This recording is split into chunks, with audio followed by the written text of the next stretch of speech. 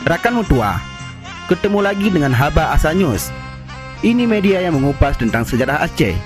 Kali ini kami mengulas tentang kisah Sultan Iskandar Muda yang merajam putra mahkotanya sendiri. Sebelum lebih lanjut kita melihat cuplikan videonya, ayo kita ramaikan channel ini dengan cara tekan tombol subscribe, share, dan like agar dunia tahu tentang sejarah dan peradaban Aceh.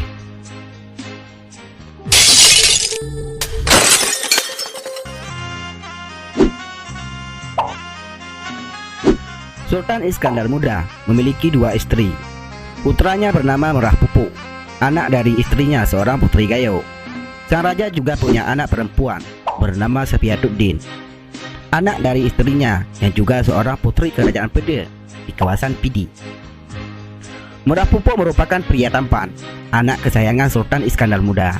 Pada usianya yang masih muda belia, ia dipersiapkan Sultan menjadi pengganti dirinya ketika raja sewaktu-waktu mangkat. Sang ahli waris tahta raja itu juga main menunggang kuda, kendaraan penting kala itu. Akan tetapi, harapan Sultan kandas setelah seorang perwira tinggi Aceh menjumpai Sultan Iskandar Muda yang sedang duduk di beranda istana dengan membawa berita bahwa sang putra mahkota telah melakukan perbuatan tercela. Dilaporkan, Merah Pupuk dipergauki meniduri istri sang perwira yang saat itu sedang bertugas melatih para tentara Aceh. Perwira bertekuk lutut di hadapan raja sebab ia telah membunuh istrinya yang berbuat asusila. Sedangkan Merah Pupuk dibiarkan hidup dan diserahkan pada Sultan. Perwira tak ingin mengeksekusi anak Sultan. Justru ia menyerahkan semua keputusan kepada Iskandar Muda. Setelah melaporkan apa yang terjadi, perwira itu pun menarik rencong dan menusuk dadanya hingga meninggal di tempat. Iskandar Muda tak sempat menghentikan tindakan bunuh diri sang perwira itu. Kabar tersebut membuat Sultan Iskandar Muda murka. Padahal beberapa saat sebelum datang perwira, sang Sultan sedang merencanakan pendidikan dan keahlian bagi Merah Pupuk.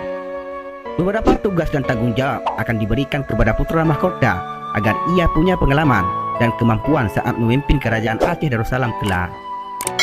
Sultan Iskandar Muda berteriak lancang di hadapan pembesar kerajaan. Dengan sikap marah ia berkata, "Aku adalah Sultan penguasa Aceh, Sumatera dan Melayu. Aku telah memimpin Aceh dan menaklukkannya dengan menegakkan hukum seadil-adilnya. Aku akan menegakkan hukum terhadap keluargaku sendiri. Aku juga akan menghukum putra mahkota dengan seberat-beratnya.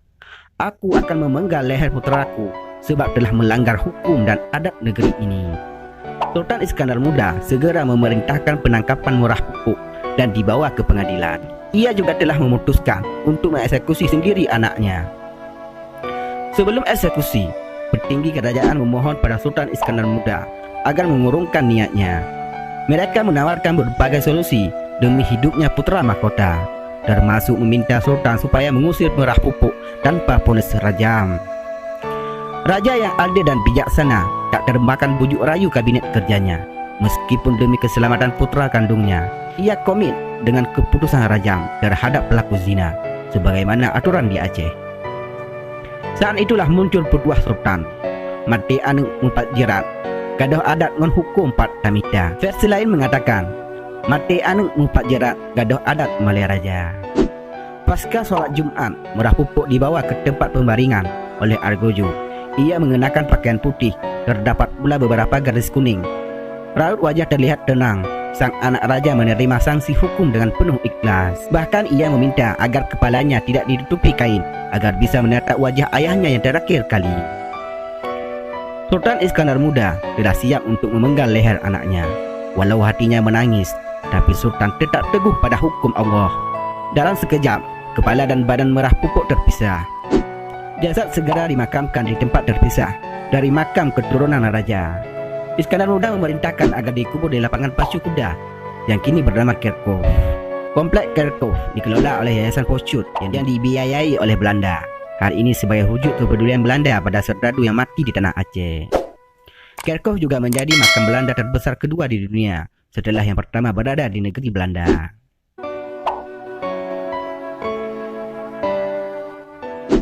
Pasca eksekusi rajam, beredar kabar bahwa Merah Pupuk difitnah oleh orang dekat Sultan. Mereka sengaja merencanakan agar sang putra mahkota terjerat perbuatan zina. Rencana tersebut sebagai upaya menggulingkan Merah Pupuk sebagai ahli waris kerajaan Aceh setelah Sultan Iskandar Muda mangkat. Ada kelompok yang tidak senang dengan kehadiran Merah Pupuk dalam silsilah kerajaan Aceh. Golongan ini memilih isteri perwira sebagai tumbal. Sebab perempuan ini tergolong cantik dan kerap masuk keluar dalam istana raja. Pengawasan istana terbilang ketat kecuali terhadap petinggi kerajaan dan para isteri pejabat, termasuk isteri perwira. Misi menyingkirkan Merah Pupuk dari tahta kerajaan berjalan sukses lewat vonis rajam. Namun semua ini telah berlalu. Sultan Iskandar Muda telah membuktikan keadilan terhadap negeri yang ia pimpin. Namanya terus dikenang sebagai Sultan Megah, bersyariat dan mampu mensejahterakan rakyat Aceh. Rakan mertua, sekarang kita tidak berharap kepimpinan Aceh juga merajam anaknya tanpa kesalahan, apalagi tangannya sendiri yang mencambuk atau memenggal leher sang anak. Tapi kita sangat merindukan syariat Islam di Aceh benar-benar kafah, adil dan pro rakyat, tanpa misi proyek di dalamnya. Rakan mertua, dari cuplikan video tadi, apa tanggapan saudara tentang sikap Sultan Iskandar Muda ini? Silakan tulis di kolom komentar.